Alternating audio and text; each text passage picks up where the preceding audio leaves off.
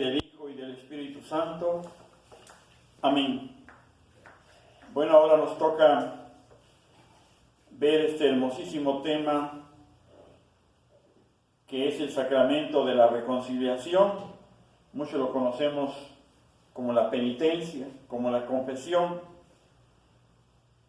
Y vamos a ver primeramente el objetivo. ¿Cuál es el objetivo de este tema? Reconocer la grandeza de la misericordia de Dios al entregarnos su perdón por medio del sacramento de la reconciliación. ¿Qué quiere decir esto? La misericordia de Dios es grande, es infinita, definitivamente. Él a través de esa cualidad muy propia de Dios perdona nuestros pecados. Y el Señor Jesús, ¿verdad?, pues establece este sacramento que nosotros lo hemos denominado de reconciliación. Aquí hay algo que es muy importante que entendamos de entrada. ¿Qué quiere decir la palabra misericordia? La palabra misericordia se compone de dos vocablos. Uno, la miseria del hombre, la maldad del hombre. Y por el otro lado, ¿sí?, es el corazón de Dios que se acerca al hombre. Él quiere que nosotros nos salvemos, como ahorita lo vamos a ver más adelantito. En palabras así sencillas, para que lo entendamos, hasta dónde llega el amor de Dios, hasta dónde llega la misericordia de Dios, pues quiere decir perdonar a quien no se lo merece. Y ahorita lo vamos a tratar de explicar por qué se dice, ¿verdad?, que la misericordia de Dios pues, es perdonar a quien no se lo merece. Imagínense ustedes, por ejemplo, un hijo que le pega a su mamá. ¿Merece perdón? Mas sin embargo las mamás lo perdonan, ¿sí? Y tenemos muchos casos, ¿verdad? ¿Sí? Entonces ahí esa mamá está perdonando a alguien que es su hijo, que no se lo merece. Pues es algo parecido la misericordia de Dios. Por eso les voy a leer una cita bíblica que es muy importante, porque a veces también nos preguntan que de dónde nace esto. Hay quienes dicen que el sacramento de la confesión pues es un invento de la Iglesia, que es un invento del Papa, y bueno, otros términos que no quiero entrar en detalle. Lectura del Evangelio del apóstol San Juan. Jesús les volvió a decir: la paz esté con ustedes. Como el Padre me envió a mí, así los envío yo también. Dicho esto, sopló sobre ellos y les dijo: reciban el Espíritu Santo. A quienes les perdonen sus pecados, les queden perdonados. Y a quienes no se los perdonen, les queden sin perdonar. Palabra del Señor. Esas son palabras expresadas, explícitas del Señor Jesús, ¿sí? No es nadie otro el que nos está dando esta orden, porque es una orden, es un sacramento instituido por Él. Fíjense lo que dice aquí. La grandeza de la misericordia de Dios se pone particularmente de relieve ante la consideración de la negatividad insondable del pecado. ¿Qué quiere decir? Pues que el hombre, desgraciadamente, le gusta desobedecer, le gusta ofender a Dios y se hunde tanto en el pecado, se abandona tanto al pecado, que llega el momento en que no quiere salir de ahí.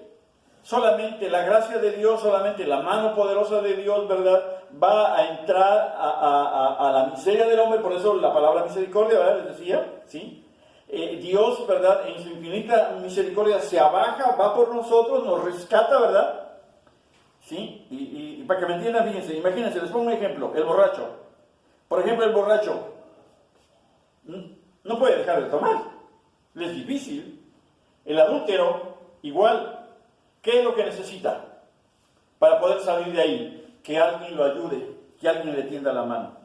Y es Dios el único que nos tiende la mano, ¿sí? El único que nos saca de ese vicio, de ese pecado tan profundo en el que muchas veces llega a caer en el hombre. Por eso dice, la malicia del hombre, que supone el quebranto de la voluntad divina por parte de la criatura, ofende la majestad de Dios y alcanza por ello una gravedad infinita. El pecado es algo tan bajo que ofende la grandeza de Dios, que no, el hombre por sí solo no puede reparar esa falta. ¿Cómo reparamos, por ejemplo, una persona que aborta? ¿Cómo puede reparar eso? Nosotros no somos dioses, nosotros no le podemos dar la vida a alguien. Él le ha quitado la vida a alguien. ¿Cómo puede reparar eso? Aún allí de veras, se me viene a la mente la ley del talión, pero no, ni eso siquiera, ¿no? Ellos así lo decían en la antigüedad, ¿no? Vida por vida, diente por diente, ¿no? Ojo por ojo, pero ni aún así, ¿no? Dice, sin embargo, es Dios mismo quien ofrece su perdón, porque no desea la muerte del hombre, sino que se convierta de su camino y viva. Eso es algo muy hermoso que ya empezaba a decir por allá el profeta Ezequiel. O sea, es Dios, ¿sí?, quien se ofrece, fíjense qué palabras, ¿no? Quien se ofrece de tal manera, ¿verdad?, que viene al encuentro de nosotros, nos da el sacramento, nos ofrece el sacramento, lo pone a disposición de nosotros para que nosotros alcancemos perdón, para que nosotros alcancemos misericordia. Dice, su inagotable misericordia obra pacientemente, y estas son palabras de San Pedro, dice, obra pacientemente con ustedes, no queriendo que alguno perezca, sino que todos vengan a penitencia. Dios no quiere que nadie se pierda, que nadie se condene. Desgraciadamente, la terquedad del hombre, ¿cómo les dijera? El hombre tanto se enajena, se aleja de Dios, pierde su realidad, pierde su dignidad de ser hijo de Dios, pierde inclusive su dignidad de ser humano y se equipara a las bestias y hasta algo más allá de eso. Dice, etimológicamente, la palabra penitencia viene del verbo latino poenitere. ¿Qué quiere decir eso? Que el penitente debe tener pena, debe dolerse, debe arrepentirse. Cuando la persona quiere volver a Dios, debe de sentir ese dolor de su pecado, de su ofensa, del daño que ha hecho. Tiene que estar arrepentido. Por eso dice, el sacramento de la penitencia o reconciliación es uno de los 7 sacramentos de la nueva ley instituidos por nuestro Señor Jesucristo para mostrar la inmensidad de la misericordia de Dios. El perdón de los pecados que se llegan a cometer después del bautismo son solamente perdonados a través de ese sacramento, que pues su nombre muy propio, ¿verdad?, y que es el que a veces menos usamos, es el de la conversión, porque debe ser una conversión. La confesión, como nosotros lo conocemos, o penitencia o reconciliación, pues son palabras, ¿verdad?, que a lo mejor algunos las entendemos más, pero realmente es conversión. Y ahorita lo vamos a ver más adelante, ¿no? Hay varios ejemplos en la Sagrada Escritura de aquellos momentos, ¿verdad?, en que se me viene a la mente ahorita uno rápido. Por ejemplo, el paralítico que llevaba 38 años en la piscina de Betesda, ¿sí?, que llega el Señor, ¿verdad?, lo ve tirado a un lado de la piscina y le dice el Señor Jesús, ¿quieres sanar? ¿Quieres sanar? Y el paralítico le dice, Señor, pero pues no puedo, no puedo porque había una condición para los que sanaban en esa piscina, que era solamente el primero que lograba introducirse en las aguas de esa piscina cuando éstas se agitaban, ¿sí?, Y él era ese primero el que se curaba. Y pues él era un paralítico que pues no tenía quien lo ayudara. Pues imagínense cómo iba a meterse, cómo iba a ser el primero para recibir esa sanación. Y por eso le dice, pues mira que no puedo, soy paralítico, ¿no? ¿Sí? Y el Señor le dice, ¿quieres sanar? Levántate, toma tu camilla y anda. Qué hermoso, ¿verdad? Qué hermoso. ¿Cómo nos sana Dios? ¿Cómo nos sana de nuestros pecados? ¿Cómo nos sana de nuestras enfermedades? Qué triste es que muchos no le crean. Y ahí yo quiero remarcar algo muy hermoso que pasa después de que ese paralítico ya camina, va cargando su camilla, ¿sí? Y bueno, viene ahí algunos comentarios de los fariseos, pero no voy a detener en eso. Me voy a detener en el momento último donde el Señor Jesús se lo vuelve a encontrar en el templo, ¿no? Y el paralítico lo reconoce, ¿no? Y entonces el Señor Jesús aprovecha para decirle, estás curado, estás sanado, ándale, vete en paz y ya no peques más, porque te puede pasar algo peor. Te puede pasar algo peor. Y yo cuando lo leí por primera vez me pregunté, dije, ¿le podría pasar algo peor a esa persona que ya había estado 38 años paralítico? Por eso es que les digo, la confesión debe de ser una conversión. Dios ya me ha perdonado de mis pecados. ¿Qué es lo que yo debo de hacer? Ya no pecar más. Por eso se lo dijo, ya no peques más porque te puede pasar algo peor. ¿Sí? Dice, la reconciliación o penitencia son un verdadero sacramento, pues en ella se dan los elementos esenciales de todo el sacramento, como ahorita lo vamos a ver. El número 1 es que hay un signo sensible que está constituido por los actos del penitente. Les decía, contrición, confesión de los pecados, satisfacción y las palabras de absolución que nos dice el sacerdote, que ahorita lo vamos a explicar. El segundo punto es que este sacramento ha sido instituido por Cristo, de la que se habla con toda claridad en las Sagradas Escrituras. Ahorita yo se los leía, ¿no? Evangelio de San Juan, capítulo 20, versos 22 y 23. El tercer punto nos dice que hay una producción de la gracia tanto santificante que se infunde al ser remitidos los pecados, o sea, al ser perdonados, ¿verdad? Volvemos a recobrar esa santidad y también por otro lado, ¿verdad? Tenemos la gracia sacramental específica. ¿Qué es la gracia sacramental específica? Ya alguna vez se los había explicado, pero es esta que nos da la fuerza para no volver a cometer esos pecados. Por eso a veces es curioso, pero hay personas que dicen, es que yo paso una Semana Santa y paso otra Semana Santa y una Navidad y otra Navidad y sigo igual. Pues si sigues igual, porque no hay en ti una búsqueda real, ¿sí? Sincera, no hay una contrición sincera de tus pecados, no hay ese querer, desear ser una mejor persona, ¿sí? Estar más cerca de Dios. No te importa seguirlo ofendiendo. ¿Quieres hacer lo mismo? ¿Quieres hacer tu voluntad? Pues así no vas a ver ningún provecho. La confesión, la reconciliación va acompañada, por eso les decía, de la conversión. Y la conversión es un cambio de mentalidad, es un cambio de vida, es una transformación plena, total del bautizado. Sin esto, no hay caminar en la vida de Dios. Signo sacramental de la penitencia.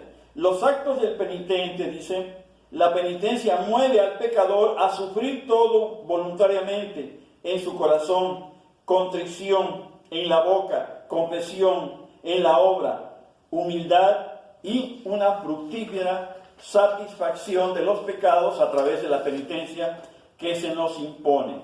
A ver, punto número 1, vemos la contrición. ¿Qué quiere decir esto? El primer acto del penitente, la contrición, es el dolor del alma, es la detestación del pecado cometido, juntamente con el propósito de no volver a pecar. Era lo que les explicaba. O sea, me duelo, ¿sí? De haber pecado. Ofendí a mi esposa, ofendí a mi mamá, ofendí a mis padres, robé, peor tantito, maté, imagínense, ¿sí? Pero no hay arrepentimiento, pues entonces eso no funciona. Tiene que haber un arrepentimiento, un dolor en el alma, lo siento en el alma, en el corazón, detesto ese pecado, ya no lo quiero volver a hacer. Señor, ayúdame, me arrodillo, oro, imploro, le pido perdón a Dios para que Él me ayude de tal manera que me haga bueno, que me haga santo. Ya no quiero cometer esos pecados, ¿sí? Ese es el propósito de no volver a pecar. Dice, constituye la parte más importante del sacramento de la penitencia, ya que etimológicamente viene del verbo, decíamos, contere, que significa destrozar, triturar con el dolor y la detestación, ¿sí? El alma busca destruir esos pecados cometidos. O sea, tiene que haber esa disposición en mi alma, en mi mente, en mi corazón, en destruir esos pecados. Si yo sé que el alcoholismo me lleva a situaciones de pecado que ya no voy a controlar, pues ya no tomo. Simple y sencillamente. Si yo sé que me exalto, que me enojo, y cuando me enojo lanzo improperios, ofendo, insulto, pues voy a hacer todo lo posible por no enojarme y callar, ¿sí? Pero debe de haber un control de parte de la persona, y ahí influyen pues otras cosas, ¿verdad? El ayuno, la oración, las obras de caridad y muchas cosas más que vamos a ir viendo un poquito después. Dice, lo propiamente específico de la contrición es el dolor del alma por el pecado cometido, lo cual necesariamente implica el propósito de no volver a cometer pecados. Este propósito, además de ser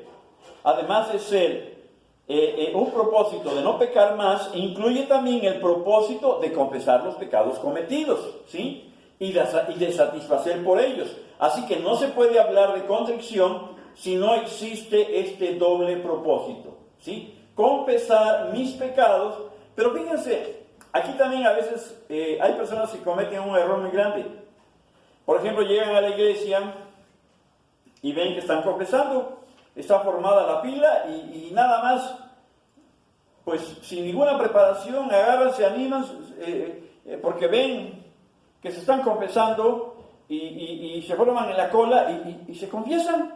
Pero no se preparan, ni siquiera hicieron una oración, ni siquiera invocaron al Espíritu Santo, a la Virgen María, para que los ayudara, ¿verdad?, a meditar sus pecados, a hacer presentes sus pecados, de tal manera que sientan ese dolor de haber pecado y poderlos confesar y así hacer una buena confesión, ¿sí?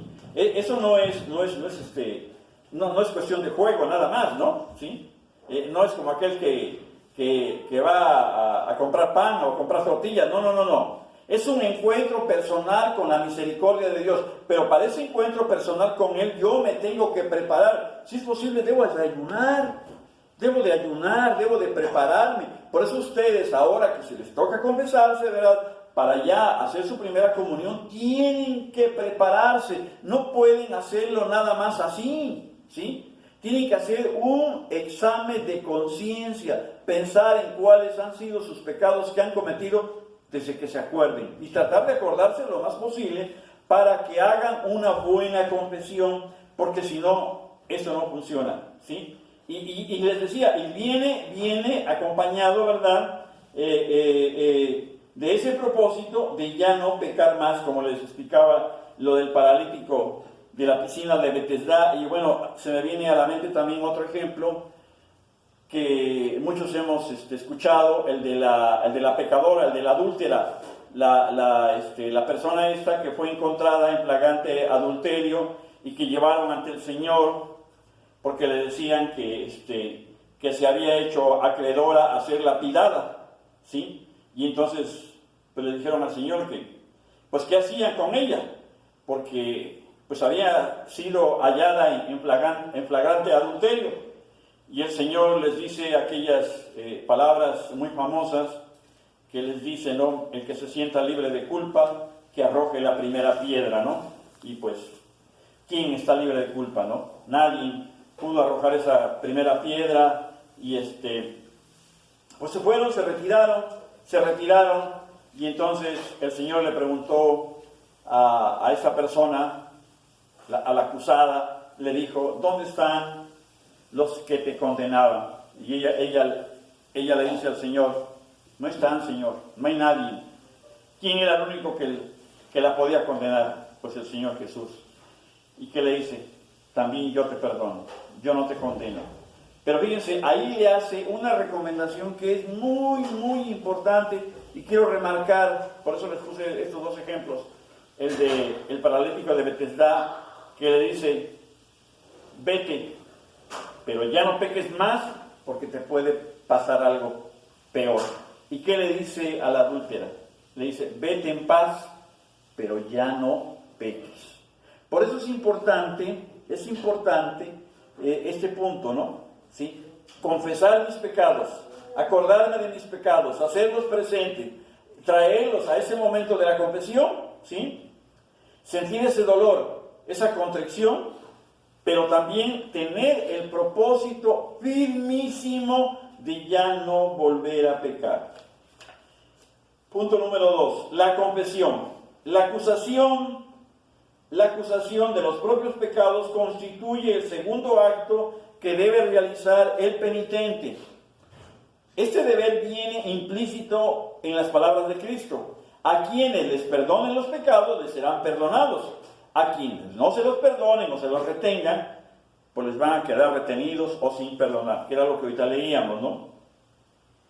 Dice, para poder emitir un juicio acertado, perdonar o retener, el sacerdote debe conocer el estado del penitente, lo cual no es posible si éste no declara sus pecados y disposiciones a través de la confesión.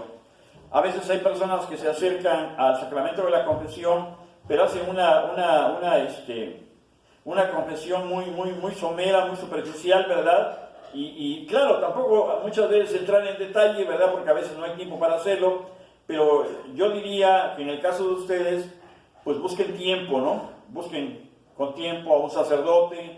Allá tenemos a nuestro párroco, el presbítero Marcelo, que él tiene toda la disposición del mundo para escucharlos, ¿verdad? Y que ustedes hagan una buena confesión, ¿sí? Y pues que haya esa preparación para que se dé todo esto. Dice, la acusación de los pecados debe reunir dos características, fíjense, dos características debe tener esa acusación de los pecados. Una, debe ser sincera. No, es que ahora hay personas que dicen, no, es que esto yo no se lo puedo decir al padrecito. ¿Cómo le voy a decir que yo tomé dinero de la limosna? Si yo soy el sacristán, ¿no? Pues si lo hiciste, confiésalo, ¿sí? Entonces tiene que ser sincera, tiene que ser íntegra. ¿Por qué sincera?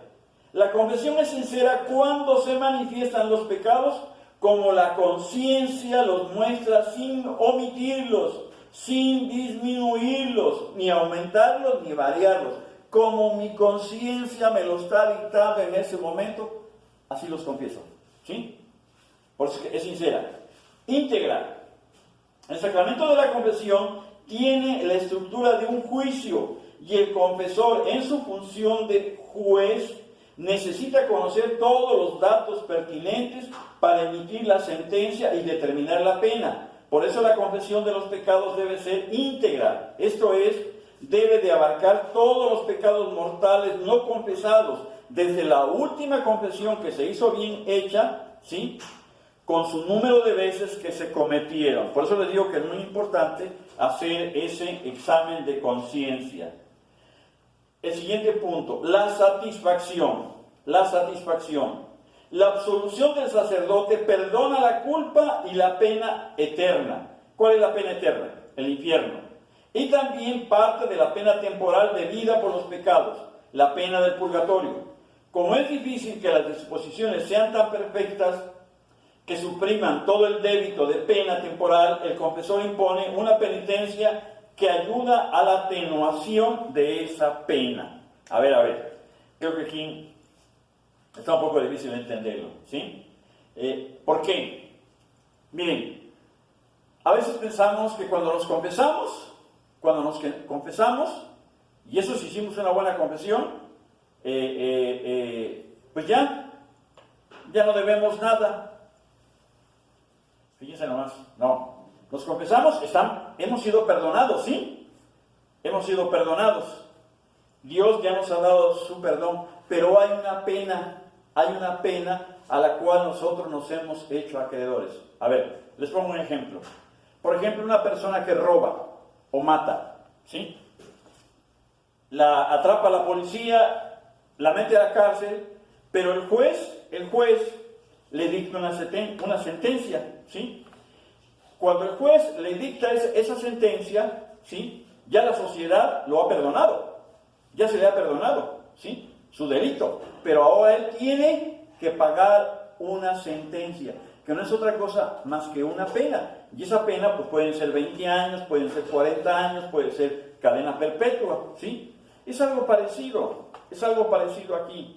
Por eso es que se habla del purgatorio, pero ese va a ser otro tema que lo vamos a ver un poquito más adelante, ¿sí? Por eso es muy importante, ¿verdad?, que busquemos las indulgencias plenarias, pero eso, pues, lo vamos a ver en el segundo tema, ya que, pues, quiero también este tema dividirlo en dos partes, porque la verdad es mucho, ¿sí? Con esto yo creo que tienen suficiente para que, pues, puedan meditar en esos días sobre lo que es la confesión. Así es que nos vemos en el segundo tema. Ave María Purísima, sin pecado concebida. En el nombre del Padre, y del Hijo, y del Espíritu Santo. Amén.